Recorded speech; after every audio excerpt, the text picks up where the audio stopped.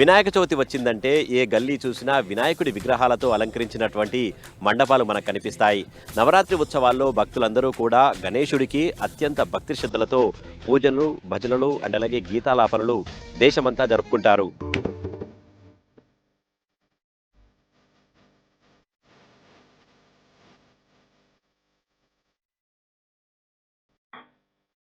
అయితే వివిధ రకాలైనటువంటి రసాయనాలతో కలగలిపినటువంటి ప్లాస్టర్ ఆఫ్ ప్యారిస్తో రూపొందించే విగ్రహాల వల్ల మనకు అండ్ పర్యావరణానికి చాలా హాని కలుగుతుంది.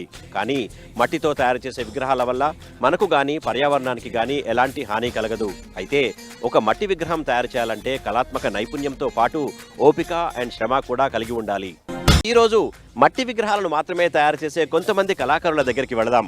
వాళ్ళ దగ్గరికి వెళ్ళి ఒక మట్టి విగ్రహం తయారు చేయడానికి ఎంత టైం పడుతుంది, ఈ మట్టిని ఎక్కడి నుంచి తీసుకొస్తారు అండ్ అలాగే మట్టి విగ్రహాల వల్ల కలిగే ప్రయోజనాలు ఏంటి, ఇవన్నీ విషయాలు తెలుసుకునే ప్రయత్నం చేద్దాం. పదండి. వినాయకుడి విగ్రహాల తయారీ అనగానే మనకు ముందుగా గుర్తుకు వచ్చే ప్లేస్ ఓల్డ్ సిటీలోని ధూల్పేట్. కానీ ప్రస్తుతం సిటీకి దగ్గరగా ఉన్నటువంటి చాలా ప్లేసెస్లలో వినాయక విగ్రహాలు తయారు చేస్తున్నారు. అండ్ దట్ టు ఈ మధ్య కాలంలో మట్టి వినాయకుల విగ్రహాల తయారీ ఎక్కువగా ఊపందుకుంది. ఎందుకంటే మన తెలంగాణ ప్రభుత్వం కూడా మట్టి విగ్రహాలు మాత్రమే ప్రతిష్ఠించాలి అని చెప్తున్నప్పుడు చాలా మంది కూడా కళాకారులు మట్టి విగ్రహాలను తయారు చేసే పనిలో బిజీగా ఉన్నారు. ప్రస్తుతం మనం రామోజీ ఫిల్మ్ సిటీకి దగ్గరగా ఉన్నటువంటి ఒక మట్టి విగ్రహాలను తయారు చేసే కళాకారుల దగ్గర మనం ఉన్నాం. కళాకారుల కేంద్రం దగ్గర మనం ఇప్పుడున్నాం. మరి వీళ్ళు ఈ మట్టి విగ్రహాలను ఏ రకంగా తయారు చేస్తున్నారు, ఆ మట్టిని ఎక్కడి నుంచి తెస్తున్నారు అని వారి అభిప్రాయాలను తెలుసుకునే ప్రయత్నం చేద్దాం. వావ్, సీరియస్లీ అమేజింగ్ అని చెప్పుకోవచ్చండి. నేను ఇంతకు ముందు చూసినటువంటి వినాయకులతో ఈ వినాయక విగ్రహాన్ని కనుక పోల్చినట్లయితే సీరియస్లీ ఆసమ్ అని చెప్పుకోవచ్చు. ఎందుకంటే మీరు ఈ స్కల్ప్చర్ని చూసినట్లయితే చాలా ఫినిషింగ్ చాలా స్మూత్గా మనకు కనిపిస్తుంది. అండ్ కలర్ కాంబినేషన్ కూడా అట్రాక్టివ్గా మనకు కనిపిస్తుంది. బ్యూటీనెస్ ఏందనేనంటే ఇక్కడ న్యాచురల్గా ఉండేలాగా, ప్రాక్టికల్గా ఉండేలాగా, నిజంగా మనం వినాయకుడిని చూసే ఫీల్ వచ్చేలాగా వీళ్ళు క్లాత్ కూడా వేశారనమాట. చాలా అద్భుతంగా నాకైతే మనకు కనిపిస్తుంది. గద్దె మీద కూర్చున్నటువంటి వినాయకుడిని మనం ఇక్కడ చూస్తున్నాం. ఇక్కడ గద్దె మీదనే కాకుండా చాలా రకాలైనటువంటి వివిధ రూపాల్లో ఉన్నటువంటి వినాయక విగ్రహాలను మట్టితోని తయారు చేస్తున్నారు. ఇక్కడ ఇది వచ్చేసి మనకు కలకత్తా నుంచి తెచ్చినటువంటి బంకమట్టిగా వీళ్ళు చెప్తున్నారు. అండ్ అలాగే ఈ క్లాత్ కూడా ఇక్కడ సిటీ నుంచి కాదండి, కలకత్తా నుంచే తెస్తున్నట్టుగా ఇక్కడ ఉన్నటువంటి కళాకారులు చెప్తున్నారు. అండ్ ప్రస్తుతం మన దగ్గర ఇక్కడ ఉన్నటువంటి ఒక కళాకారుడు గోవర్ధన్ గారు మనతో పాటు ఉన్నారు. గోవర్ధన్ గారిని అడిగి మనం తెలుసుకునే ప్రయత్నం చేద్దాం. ఈ విగ్రహాలను ఎలా తయారు చేస్తారు, ఏ రకంగా తయారు చేస్తారు అనే విషయాలని గోవర్ధన్ గారు మనతో పాటు ఉన్నారు. సో ఈ విగ్రహాల తయారీ మీరు ఎప్పటి నుంచి స్టార్ట్ చేశారు? వృత్తిపరంగా మేము కుమ్మర్లము. మేము చిన్నప్పటి సంది మట్టితో చేస్తాం, మట్టి పాత్రలు అవన్నీ చేస్తూ దాంతోపాటు మట్టి వినాయకులు కూడా తయారు చేయడం మొదలుపెట్టాను. మా తాత ముత్తాతలు మొత్తము ఈ మట్టి విగ్రహాలని కుండలు చేసేవాళ్ళు. ఆ తర్వాత నేను కొంచెం ట్రెడిషనల్గా మంచిగా ఉండాలని నేను మట్టి వినాయకులని నేర్చుకోవడం జరిగింది. ఓకే, మీరు లోకల్గా ఎక్కడ ఉంటారండి? మీరు మాది జులూరు విలేజ్, పోచంపల్లి మండలం, యాదాద్రి జిల్లా. ఓకే, అంటే మీరు ఇక్కడ ఇన్స్ట్రక్టర్ అని కూడా తెలిసింది. మీరు అంటే కళాకారులకు నేర్పిస్తారా? తెలంగాణ ప్రభుత్వము మనకు ఈ వృత్తులని ఆధునీకరించాలనే భాగంలో మాకేం చేశారంటే కొత్త రకంగా తయారు చేయాలని మట్టి పాత్రలు మరియు మట్టి విగ్రహాలను తయారు చేయడం అని నేర్పించడం జరిగింది. ముఖ్యంగా ఈ మట్టిని ఎక్కడి నుంచి తీసుకొస్తారు గోవర్ధన్ గారు? యాక్చువల్గా ఏంటంటే మన దగ్గర ఉన్న మట్టిలో కొంచెం ఇసుక పర్సెంట్ రాళ్ళు అవి ఉంటాయి. కాబట్టి మేము గంగా మట్టి కూడా చేస్తాము. దాంతోపాటు మన లోకల్ మట్టిని కూడా మిషనరీతో కొంచెం ఫిల్టర్ చేసి దాన్ని కూడా మేము యూజ్ చేయడం జరుగుతుంది. మట్టిలో పేపర్ పల్క్ అంటే పేపర్ గుజ్జు, దాంతోపాటు మేము జనపనార ఉంటుంది కదా, జనపనార తయారు చేస్తాము. జనపనారలు ముక్కలు చేసి మట్టిలో కలిపి స్ట్రెంత్ ఉండడానికి మేము చేస్తాము. దాంతోపాటు గన్ని ఉంటుంది, గన్ని బ్యాగు, అలాంటివి ఎక్కడ ఉంటే దానికి అటాచ్ చేస్తాం అన్నట్టు. ఎక్కడ కూడా మనకు పర్యావరణాన్ని వేస్ట్ కాదు. ఈ యొక్క విగ్రహాన్ని మనం ఎక్కడైతే పూజ చేస్తామో అక్కడ కూడా మనం చూసే ప్రయత్నం చేద్దాం. ఇక్కడ ఇంకొక విగ్రహం మనకు కనిపిస్తుంది, అంటే కలరింగ్ జరుగుతుంది. ఇక్కడ మీరు చూడొచ్చు. సో కలర్స్ వేస్తున్నారు. అంటే ఇక్కడ డ్రెస్ కూడా అయిపోయింది. ఆల్మోస్ట్ 7 feet హైట్ ఉన్నట్టుగా మనకు తెలుసు. అంటే లార్జెస్ట్ విగ్రహం అనమాట. చిన్న విగ్రహం దగ్గర నుంచి 7 feet విగ్రహాలను కూడా మట్టితోనే వీళ్ళు కంప్లీట్గా తయారు చేస్తున్నారు. ఇంతకుముందు మనం ప్లాస్టర్ ఆఫ్ ప్యారిస్ చూసినట్లయితే అందులో different kind of chemicals use చేసినటువంటి ఆయిల్ పెయింట్స్ని వాడుతుంటారు కదా. ఇక్కడ వచ్చేసి న్యాచురల్ కలర్స్, వాటర్ కలర్స్ని మాత్రమే యూజ్ చేస్తున్నారు. ఇవి కూడా నీళ్ళలో ఈజీగా కరిగిపోతాయి. అవి కరిగిపోయిన తర్వాత ఆ నీళ్లను మనం ముట్టుకున్నా కానీ మనకి ర్యాషెస్ కానీ స్కిన్ ప్రాబ్లమ్స్ కానీ ఏవి రావు అని మనం క్లియర్గా తెలుసుకోవచ్చు.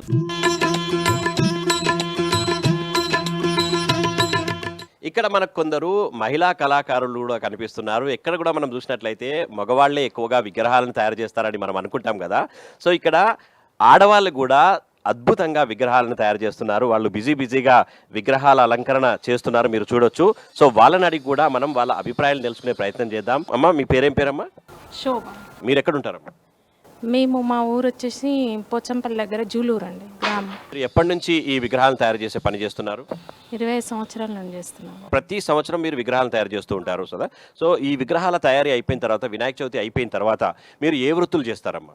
అప్పుడు మేము వాటర్ గ్లాసులు, మట్టి పాత్రలు అన్నీ తయారు చేస్తాము. ఒక 2 months తర్వాత మళ్ళీ విగ్రహాలు తయారు చేయడం స్టార్ట్ చేస్తాం. ఫ్యామిలీ అంతా కూడా, మీ పిల్లలు కూడా ఈ వృత్తి చేస్తుంటారా? మీరు వాళ్ళు ఏం చేస్తుంటారమ్మా? ఒక అమ్మాయి డాక్టర్ చదువుతుంది, పెద్ద అమ్మాయి వచ్చేసి జాబ్ చేస్తుంది. ఓకే, మీ పేరు? భాస్కరన్. ఈ పని ఎప్పటి నుంచి చేస్తున్నారు మీరు, విగ్రహాలు తయారు? 8 years నుంచి. 8 years నుంచి. సో మీరు ఎక్కడ ఉంటారు? ఇక్కడ పోచంపల్లి, బుధాన్ పోచంపల్లి దగ్గర పెద్దగూడెం విలేజ్ మరి. ఓకే, అంటే ఈ విగ్రహాన్ని తయారు చేయడానికి ఎన్ని రోజులు పడుతుంది మీకు? ఈ ఒక విగ్రహం చేయడానికి 7 days పడుతుంది. 7 days పడుతుంది. ఈ మట్టి ఎక్కడి నుంచి తెస్తారు? ఈ ప్రాసెస్ ఏంటో ఒకసారి చెప్పరా?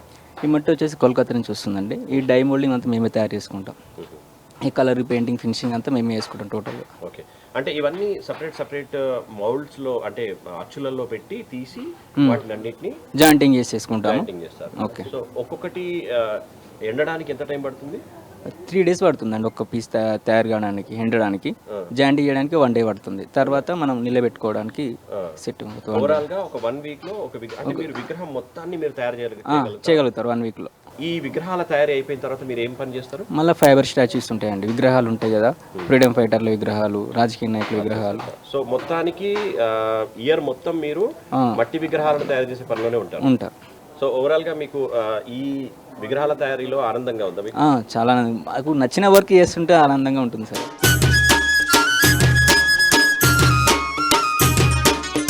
ఒకప్పుడు లాంగ్ బ్యాక్ విగ్రహాల తయారీని గనక ఇప్పుడున్నటువంటి జనరేషన్ విగ్రహాల తయారీ కొంచెం మార్పు చాలా వచ్చిందని మనం చెప్పుకోవచ్చు. ఎందుకంటే మనకు అచ్చులు వచ్చేసినాయి అనమాట. ఈ అచ్చులతోని విగ్రహాలను ఈజీగా తయారు చేస్తున్నారు. ప్రస్తుతం మనం చూడొచ్చు, ఒక చిన్న అచ్చు మనకు కనిపిస్తుంది. దీంట్లోనే మట్టిని అద్దేసి దాన్ని బయటికి తీసి ఎండబెడతారనమాట. దాని తర్వాత బ్యాక్ సైడ్ కూడా ఇంకొక అచ్చు ఉంటుంది, దాన్ని మౌల్డ్ చేసి రెండింటిని అంటబెట్టేసి విగ్రహాన్ని కంప్లీట్గా తయారు చేస్తారు. మనం ఇక్కడ చూసినట్లయితే మనకు కొన్ని విగ్రహాలు కనపడుతున్నాయి. ఈ పెద్ద అచ్చు మనకు కనిపిస్తుంది కదా, సేమ్ యాజ్ ఇట్ ఈస్గా ఈ అచ్చులో వేసినటువంటి ఈ విగ్రహాలని మీరు ప్రత్యక్షంగా మీరు చూడొచ్చు అనమాట. చాలా అద్భుతంగా, అంటే అచ్చులో వేశారు కాబట్టి సో క్లియర్గా మౌల్డింగ్ కూడా స్మూత్గా మనకు కనిపిస్తుంది. ప్రతి పార్ట్, తొండం కానివ్వండి, చేతులు కానివ్వండి, కాళ్ళు కానివ్వండి, కిరీటం కానివ్వండి, ఇంతకుముందు మనం కంపేర్ చేసినట్లయితే ఇప్పుడు విగ్రహాల తయారీ అనేది చాలా ఈజీగా అయిందని చెప్పుకోవచ్చు. కాకపోతే పెద్ద విగ్రహాలను మాత్రం కంప్లీట్గా అచ్చు ఉండదు. పెద్ద విగ్రహాలకి సపరేట్ పార్ట్స్ అన్ని కూడా అచ్చులు వేసి వాటిని బయటికి తీసి అన్ని పార్ట్స్ని కూడా ఒక దగ్గరికి చేసి 7 feet కానీ 10 feet కానీ ఆ రకంగా తయారు చేస్తారనమాట.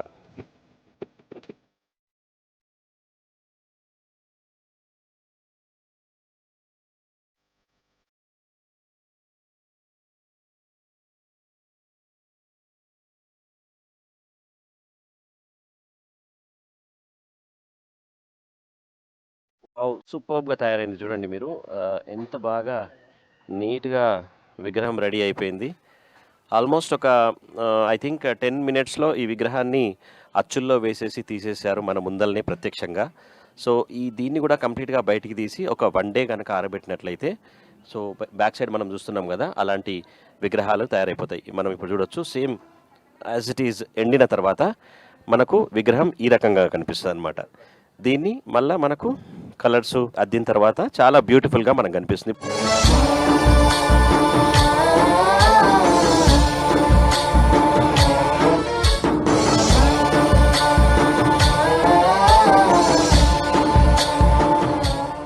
అయితే ప్లాస్టర్ ఆఫ్ ప్యారిస్లో రకరకాలైనటువంటి రసాయనాలను తయారు చేసి ప్లాస్టర్ ఆఫ్ ప్యారిస్తో విగ్రహాలను తయారు చేయడం మనం రెగ్యులర్గా చూస్తున్నాం కదా. సిటీ అంతటా కూడా ఎక్కువ శాతం, అంటే యూత్ ఎక్కువగా ఈ ప్లాస్టర్ ఆఫ్ ప్యారిస్తో తయారు చేసినటువంటి విగ్రహాలపై ఇంట్రెస్ట్ చూపిస్తారు. ఎందుకంటే స్మార్ట్గా ఉంటాయని చెప్పేసి ఒక ఉద్దేశంతో మాత్రమే దీన్ని సెలెక్ట్ చేసుకుంటారు. మట్టి విగ్రహాలను కూడా ఈ మధ్య కాలంలో చాలా స్మార్ట్గా తయారు చేస్తున్నారు. అయితే ప్లాస్టర్ ఆఫ్ ప్యారిస్ వల్ల మనకు రకరకాలైనటువంటి స్కిన్ అలర్జీస్ అండ్ అలాగే జీర్ణ వ్యవస్థ మీద మనకు ప్రభావం చూపిస్తున్నాయి. అండ్ అలాగే ఐకి కూడా మనకు, అంటే ఈ విగ్రహాలను ప్లాస్టర్ ఆఫ్ ప్యారిస్తో ఉన్నటువంటి విగ్రహాలను నీళ్ళలో వేసినప్పుడు ఆ నీళ్లు కనుక మనకు ఐ కాంటాక్ట్ అయినప్పుడు స్కిన్ పైన పడ్డప్పుడు అలర్జీ కలిగే అవకాశం ఉందని చెప్పేసి డాక్టర్లు కూడా చెప్తున్నారు. ప్రస్తుతం మనం ఈ మట్టి విగ్రహము నీళ్ళల్లో నిమజ్జనం చేద్దాం, అలాగే ఈ ప్లాస్టర్ ఆఫ్ ప్యారిస్ను కూడా నీళ్ళలో నిమజ్జనం చేసి చూద్దాం.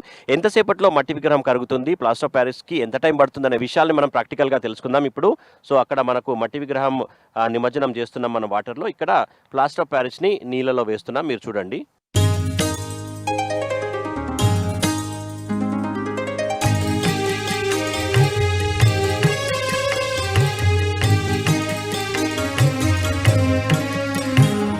మీరు చూడండి, వేరియేషన్ మనకు క్లియర్గా కనిపిస్తుంది.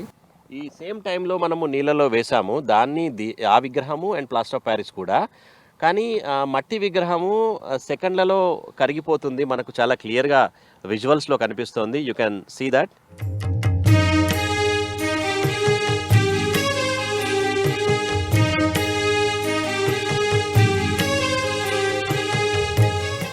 చూడండి మీరు, వేరియేషన్ మీకు తెలిసిపోతుంది. మట్టి విగ్రహం ఆల్రెడీ ఒక 40% కరిగిపోయింది. మనకు ప్లాస్టర్ ఆఫ్ ప్యారిస్ అట్లనే ఉంది, మనకి ఎట్లా మనం చూపించినామో ఫస్ట్ అట్లనే ఉంది. కొంచెం సేపు, అంటే ఇప్పుడు మనం ఆల్రెడీ ఒక 3 minutes మాత్రమే వేసాము, ఇంకొక 5 minutes కానీ మనం నీళ్ళలో వేసినట్లయితే కంప్లీట్గా కరిగిపోతుంది. అయితే మట్టి విగ్రహాన్ని అండ్ అలాగే ప్లాస్టర్ ఆఫ్ ప్యారిస్ని కూడా మనం నీళ్ళలో వేసాం కదా, ఒక 10 minutes గడిచిపోయింది. ఇప్పుడు మనం టెస్ట్ చేద్దాం. ఫస్ట్ ప్లాస్టర్ ఆఫ్ ప్యారిస్ నేను తీస్తాను.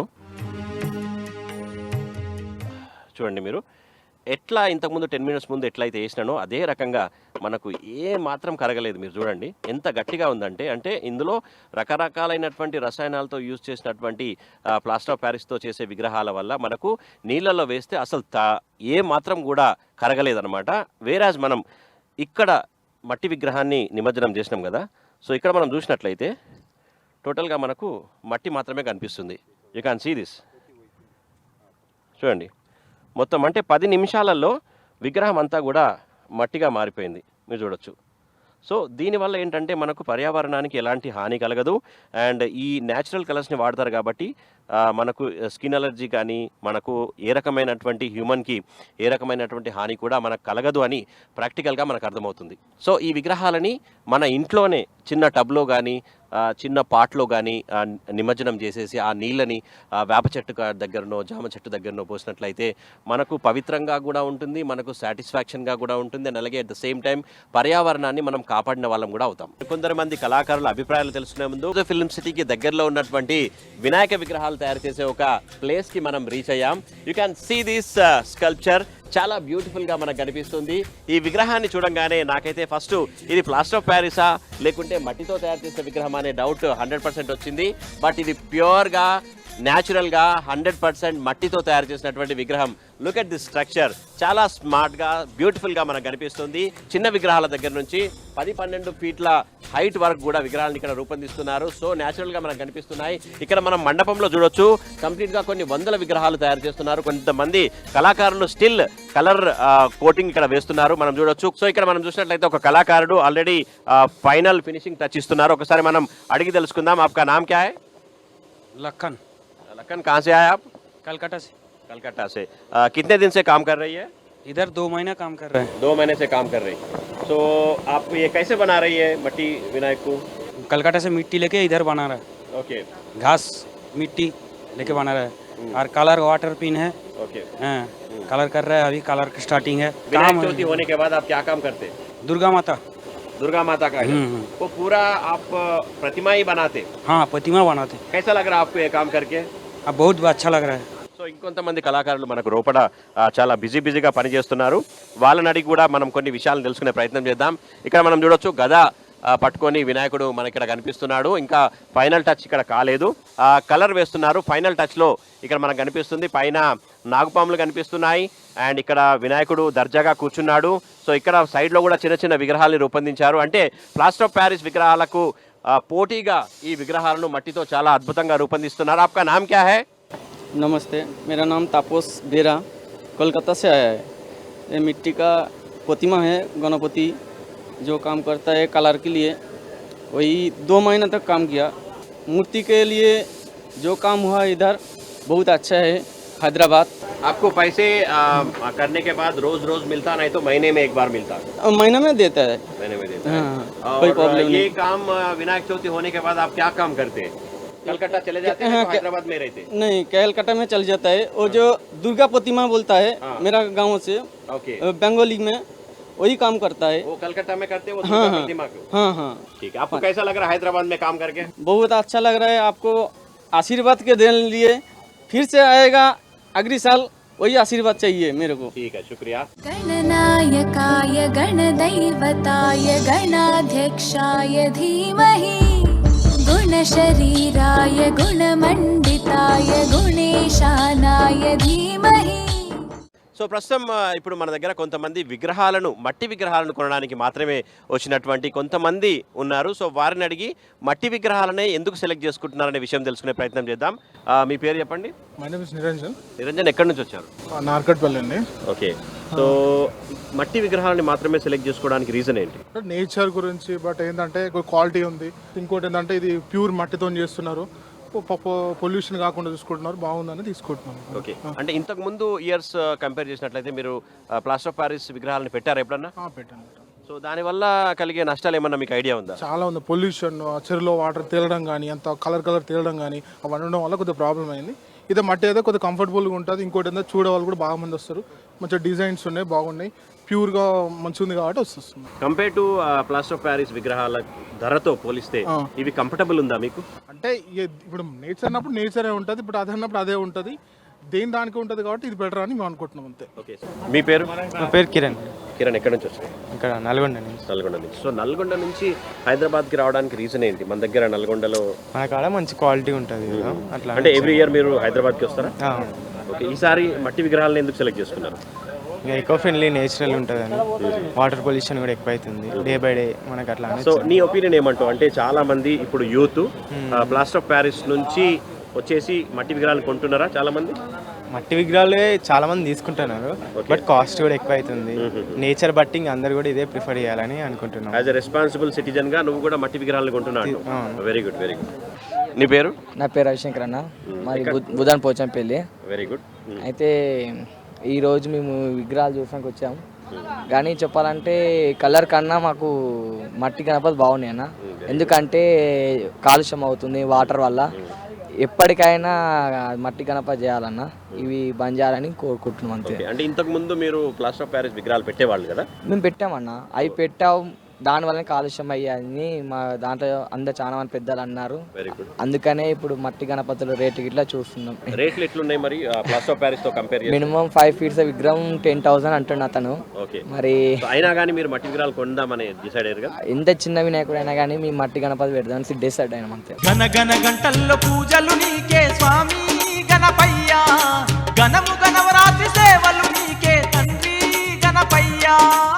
సో ఇక్కడ మనకు మట్టి విగ్రహాలను మాత్రమే తయారు చేసే నిర్వాహకుడు అండ్ అలాగే కళాకారుడు పవన్ గారు మనతో పాటు ఉన్నారు. సో ప్రాసెస్ గురించి చెప్తామని చెప్పాడు. ఇక్కడ ఒకసారి మీరు చెప్పండి, ఇది ఏ రకంగా మనము ప్రాసెస్ ఉంటుంది? ఇది మన లోకల్ మట్టి సార్, మన చెరువులో ఉన్న మట్టి, కుమ్మరి మట్టి అంటారు. ఈ మట్టిని నీళ్ళలో నానబెట్టిన తర్వాత వరి పొట్టు కలుపుతుంది సార్. వరి పొట్టుని తీసుకెళ్ళి మనకు ఫస్ట్ గడ్డితో, ఇక్కడ చూడండి సార్, ఆ గడ్డితో ఒక ఆకారాన్ని చుడతాం, మూర్తి ఆకారాన్ని, చేతులు, కాళ్ళు, బొజ్జని, తలకాయని చుట్టిన తర్వాత ఈ మట్టిని అక్కడ పేస్ట్ చేస్తాం. పేస్ట్ చేసిన తర్వాత కలకత్తా నుంచి తీసుకొచ్చిన మట్టి, చిట్టా మట్టి, గంగా మట్టి, ఆ మట్టితో ఫినిషింగ్ చేస్తే ఆ క్రాక్స్ అనేది రాస్తారు. మన లోకల్ మట్టితో మొత్తం చేస్తే క్రాక్స్ వస్తాయి. ఇది ప్రాసెస్. అయితే పవన్ గారు నాకు ఒక మాట చెప్పండి, ఈ మట్టి కలకత్తా నుంచి తీసుకొని వస్తారు కదా, మీకు కాస్ట్ ఏ రకంగా పడుతుంది? ఇది అల్ట్రాటెక్ సిమెంట్ కన్నా ఎక్కువ కాస్ట్ అది. అవునా? అంత కాస్ట్ ఇది. అంటే కేజీస్ లో లాగా బస్తాల్లో వేసుకొని వస్తారా ఇవి? సేమ్ ఇలాగ వస్తుంది. అంటే ఎట్లా వస్తాయి అక్కడ నుంచి ఇవి? ట్రక్లో. మీరు ఓవరాల్ గా మీకు ఉన్నటువంటి ఈ చేసే ప్రాంగణంలో ఎంత మట్టి తీసుకొచ్చారు మీరు? 20 టన్నుల మట్టి తీసుకొచ్చారు. 20 టన్నుల మట్టి. ఎన్ని నెలల రోజుల కిందనా ఇది? 6 months బ్యాక్. 6 months బ్యాక్ నుంచే మీరు ఈ ప్రాసెస్ స్టార్ట్ చేశారు. సో 6 months నుంచి మీరు ఎన్ని విగ్రహాలు తయారు చేశారు? 164 విగ్రహాలు సార్. ఈ మట్టి తెచ్చిన తర్వాత దీనికి అయ్యే కాస్ట్ కి తగ్గట్టుగా మీరు బెనిఫిట్స్ ని పొందుతున్నారా? అంటే అంత పిఓపితో పోల్చుకుంటే అంత బెనిఫిట్స్ ఉండవు సార్. మనకు ఒక ప్యాషన్తో చేస్తున్నాం. నెక్స్ట్ జనరేషన్ మట్టి కాబట్టి మట్టి ఫీల్డ్ ఇదే ఒక రంగాన్ని ఎంచుకున్నాను నేను. ఓకే. సో ఇక్కడ చెప్పండి, ఇది దాని తర్వాత ఆ ప్రాసెస్ తర్వాత ఇక్కడ ఏం చేస్తున్నారు? ఈ ఫస్ట్ ఇది ఒక ఆకారాన్ని చుట్టుకుంటాం కదా సార్. ఇది గడ్డితో ఒక ఆకారం చుడతాం సుత్తిలి కొనలతో. ఇది కాలు సార్, ఈ చెయ్యి చుట్టిన తర్వాత ఈ సాయిబాబా బొమ్మ సార్, ఇది మిర్యాల కూడా వాళ్ళు బుక్ చేశారు. అంటే సాయిబాబా ఆకారం ఇది సిట్టింగ్. ఇది మొత్తం గడ్డి ఉంటుంది సార్ లోపల. ఇది గడ్డిన తర్వాత దీనిపైన సార్ కలకత్తా మట్టి, గంగా మట్టి ఫినిషింగ్ వస్తుంది. అంటే ఫినిషింగ్ ఇందులో మెయిన్ ఇదే సార్, ఫినిషింగ్ మట్టి. అంటే మన లోకల్ మట్టితో ఇక క్రాక్స్ ఉన్నాయి చూసారా, మొత్తం మన లోకల్ మట్టి ఇది. క్రాక్స్ వస్తాయి, ఈ క్రాక్స్ రాకూడదు అంటే మనం గంగా మట్టి వాడాల్సిందే. లాస్ట్ గంగా మట్టి, ఇక గంగా మట్టి వస్తుంది ఇక్కడ. ఈ లాస్ట్ తలకాయ చిట్టా మట్టితో తయారు చేస్తాం, స్ట్రాంగ్ ఉంటుంది చిట్టా మట్టి. ఆ తలకాయ వచ్చిన తర్వాత చెవులు అది మొత్తం ఇంకా కామన్ ఇంకా ప్రాసెస్. సో దీని తర్వాత అక్కడ ప్రాసెస్ అలా అవుతుంది. అక్కడ ప్రాసెస్ సార్. ఓకే. ఇది వరి పొట్టు మన లోకల్ మట్టితో ఇక్కడ చూపించండి సార్, ఇక్కడ ఉంటుంది సార్ వరి పొట్టు. వరి పొట్టు లోపల గడ్డి ఉంటుంది. అంటే గట్టిదనం కోసం, గట్టిదనం కోసం సార్, గ్రిప్ కోసం. కింద ఇది మన గోన సంచులు సార్. ఇది ఇక్కడ కట్టెలు, సీలలు మొత్తం న్యాచురల్ సార్, వాటర్లో పడిపోతే పూర్తిగా కరిగిపోయేవి. ఇక్కడ మీకు ఎంతమంది కళాకారుడు అక్కడ వేరే ఇతర రాష్ట్రాల నుంచి వచ్చిన వాళ్ళు ఉన్నారు? ఇక్కడ 12 మంది ఉన్నారు సార్, నాగోళ్ళు ఒక 8 మంది ఉన్నారు. ఏ రకంగా వాళ్ళకి మీరు బెనిఫిట్స్ అందిస్తారు? బెనిఫిట్స్ అంటే ఇప్పుడు పిఓపి మట్టి డిమాండ్ ఉంది కాబట్టి కొద్దిగా వాళ్ళకు కూడా అందరితో పోలిస్తే నేను ఎక్కువనే జీతాలు ఇస్తున్నాను సార్ హైదరాబాద్లో.